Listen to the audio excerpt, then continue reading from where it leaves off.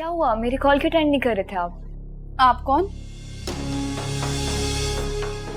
ये आप तो जानती हैं, ईमान की तरफ था मैं। जानती हूँ।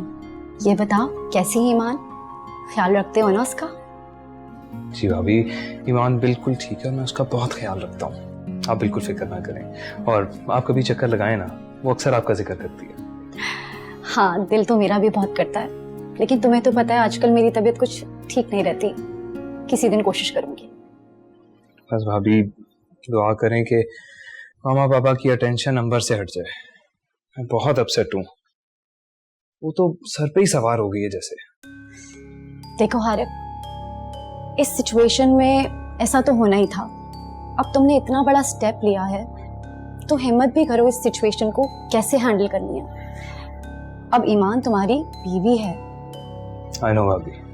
अच्छी थी ना movie? I like the ending. हाँ ठीक थी। वैसे एंड पे हुआ क्या था? इंटरेस्ट लेके देखते तो पता चलता ना। Forget it. Anyway, मुझे तो बहुत अच्छा लग रहा है।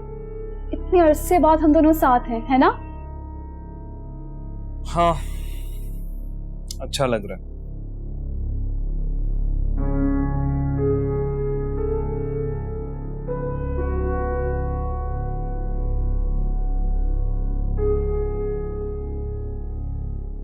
एक्सक्यूज मी, मैं वॉशरूम से होकर आया।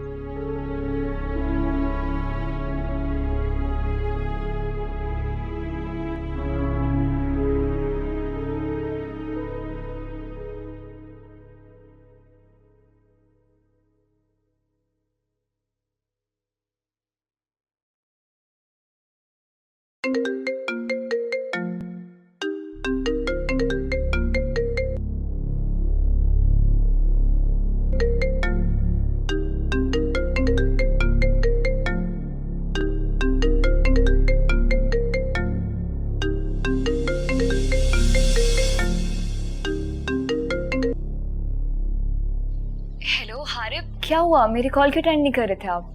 आप कौन? आप कौन बात कर रही हैं? जी वो मैं हारिब की क्लास फेलो बात कर रही हूँ। उनसे कुछ नोट्स डिस्कस करने थे मुझे।